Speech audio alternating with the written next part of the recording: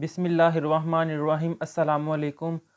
हमने उर्दू की book start की हुई है जमात हफ्तम की 7वीं जमात की Punjab curriculum and text book board Lahore. Last lecture तक हमने इसके पहले 4 सबक और 5वां सबक प्यारा वतन, इसके ख़ास अल्फाज, इसका मरकज़ी ख्याल, इसका खुलासा और इसकी तशरीहात ये कंप्लीट सॉल्व की थी। इनका लिंक मैंने डिस्क्रिप्शन में दे दिया हुआ है। अब हम सबक नंबर 5 प्यारा वतन इसकी मशक स्टार्ट करते हैं। इसकी मशक का पहला सवाल है, दर्जे झैल सवालात के मुख्तसर जवाबात तहरीर करें। सवाल है, जान से प्यारा होने का क्या मतलब है? इसका जवाब है, जान से प्यारा होने का मतलब ये है कि हम अपने वतन से अपनी जान से भी बढ़कर मोहब्बत करते हैं। यानी जान से प्यारा होने का मतलब ये है कि हम अपने वतन से अपनी जान से भी ज़्यादा, बहुत ज़्यादा अपने वतन से मोहब्बत करते हैं। अगर हमें अपने वतन की हिफाजत के लिए अपनी जान की कुर्बानी भी देना पड़ी तो हम पीछे नहीं हटेंगे। ये था इसका जवाब। अब अगला सवाल है, शायर ने जन्नत का टुकड़ा किसे कहा है?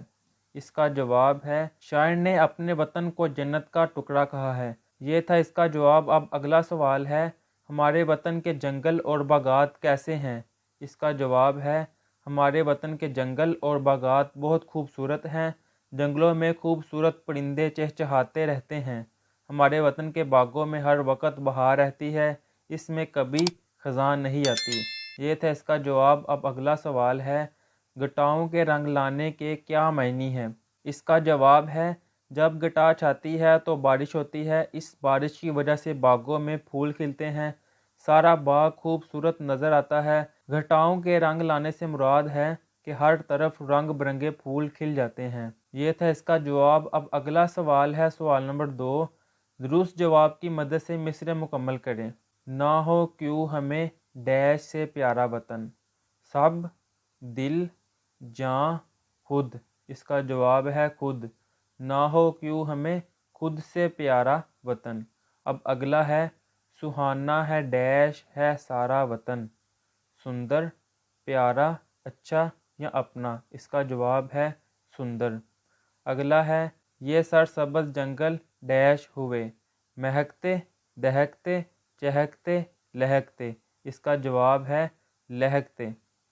अगला है, बहारें हैं डैश पे छाई हुई, पेड़ों, खेतों, बागों या जंगल। इसका जवाब है बागों। अब हम आखिरी मिसरा मुकम्मल करते हैं।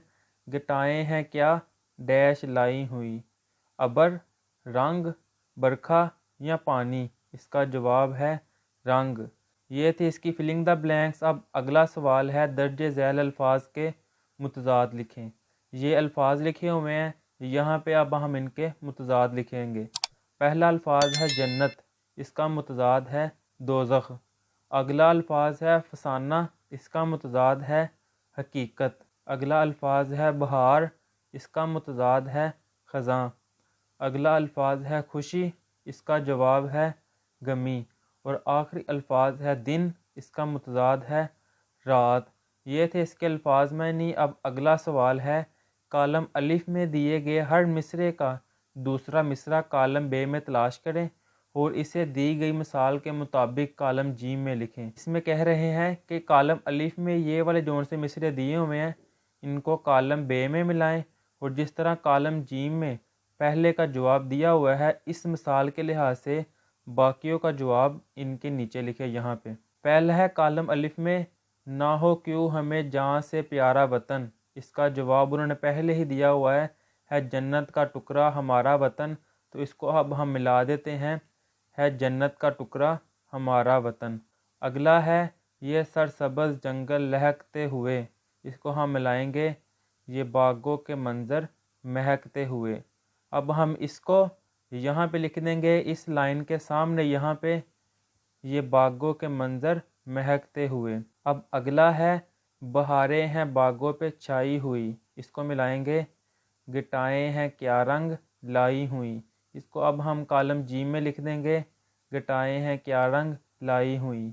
इसी तरह अगला है, वतन के फसाने सुनाते हैं हम। इसको मिलाएंगे, यही गीत दिन रात गाते हैं हम। इसको यहाँ पे लिख देंगे, ये हमने लिख दिया है, यही गीत दिन रात गाते हैं हम।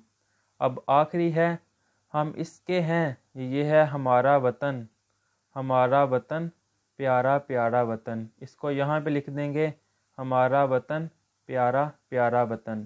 یہ تھے اس کا سوال کے کالم لانے ہیں۔ اب اگلا سوال ہے، نیچے دیے گئے شعروں کو غور سے پڑھیں۔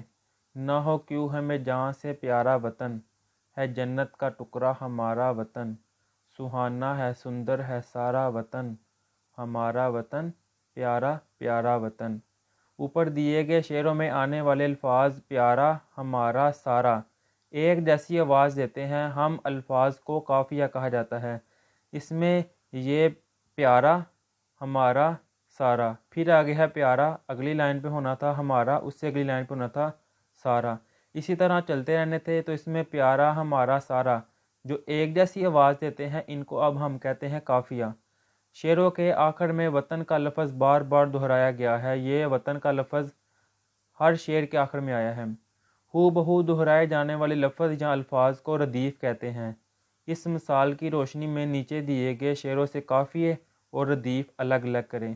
کہہ رہے جس طرح یہاں بتائے گئے ہیں کہ یہ والے قافیے ہیں اور یہ والے ردیف ہیں، اسی طرح ان شعروں میں قافیے اور ردیف بتائیں۔ اب یہ ہے، یہ سرسبز جنگل لہکتے ہوئے، یہ باغوں کے منظر مہکتے ہوئے، بہاریں ہیں باغوں پہ چھائی ہوئیں، گٹائیں ہیں کیا رنگ لائی ہوئیں۔ اس کا جواب ہے، پہلے شعر میں یہ لہکتے اور مہکتے ایک جیسی آواز دے رہے تھے، اس لیے ان کو ہم کہتے ہیں قافیہ، اور یہ ہوئے ایک جیسے الفاظ ہیں، ان کو ہم کہتے ہیں ردیف۔ تو پہلے شعر میں لہکتے مہکتے ہم قافیہ الفاظ ہیں، جبکہ پہلے شعر کی ردیف ہوئے ہیں۔ اسی طرح اب یہ جو دوسرا شعر ہے، اس میں یہ چھائی اور لائی ایک جیسی آواز دے رہے ہیں، اور ان میں ہوئی اور ہوئی ایک جیسے ہیں۔ اس میں یہ چھائی اور لائی یہ قافی ہیں، اور یہ جو ایک جیسے ہیں ہوئی، ان کو کہتے ہیں ردیف۔ دوسرے شعر میں چھائی اور لائی ہم قافیہ اور ہوئی ردیف ہیں۔ یہ تھا اس کا جواب۔ اب اگلا سوال ہے، دی گئی مثال کی روشنی میں کالم جیم میں درست مترادف لکھیں کہ یہ کالم الف ہے، یہ کالم بے ہے۔ کالم الف کے مترادف الفاظ ان میں سے ڈھونڈنے ہیں اور کالم جیم میں لکھیں گے۔ جیسا کہ جنت، اس کو ہم ملائیں گے بہشت، جنت کا مترادف ہے بہشت، تو کالم جیم میں یہ مثال کے طور پہ پہلے ہی لکھا ہوا ہے۔ اب اگلا لفظ ہے سبز، اس کا مترادف ہے ہرا، تو یہ ہم کالم جیم میں سبز کے سامنے لکھ دیں گے یہاں پہ ہرا۔ اب آگے ہے سندر، اس کا مترادف ہے خوبصورت، تو اب ہم یہاں پہ لکھ دیں گے خوبصورت۔ اگلا الفاظ ہے باغ، اس کا مترادف ہے چمن، اس کو اب ہم یہاں پہ لکھ دیں گے چمن۔ اگلا الفاظ ہے گیت، اس کو اب ہم ملائیں گے نغمہ، اور اس کو یہاں پہ لکھ دیں گے یہ نغمہ۔ اگلا الفاظ ہے دن، اس کا مترادف ہے روز، اور اس کو یہاں پہ لکھ دیں گے یہ ہے روز۔ اور آخری الفاظ ہے رات، اس کا مترادف ہے شب، اب اس کو یہاں پہ لکھیں گے شب۔ یہ تھا کالم الف میں الفاظ کے، کالم بے میں سے مترادف ڈھونڈ کے کالم جیم میں لکھے ہیں۔ تو اب اس کا اگلا سوال ہے، سندر کے لیے اور کون کون سے لفظ استعمال کیے جا سکتے ہیں، کہ سندر جون سا ہے اس جیسے اور کون کون سے الفاظ ہیں وہ بتائیں۔ اس کا جواب ہے، سندر کے لیے درج ذیل مزید الفاظ استعمال کیے جا سکتے ہیں۔ سندر کے لیے خوبصورت بھی کہہ سکتے ہیں، سندر کی جگہ پیارا بھی کہہ سکتے ہیں، سندر کی جگہ حسین بھی کہہ سکتے ہیں، سندر کی جگہ جمیل بھی کہہ سکتے ہیں، سندر کی جگہ شکیل بھی کہہ سکتے ہیں۔ یہ سارے ایک جیسے الفاظ ہیں کہ ان کا اور سندر کا، ان سب کا مطلب ایک جیسا ہی ہے۔ یہ تھی مشق سبق نمبر 5 پیارے وطن کی، یہاں پہ ختم ہو گیا ہے۔ اب ہم انشاءاللہ نیکسٹ لیکچر میں سبق نمبر 6 سٹارٹ کریں گے۔ تب تک کے لیے اللہ حافظ۔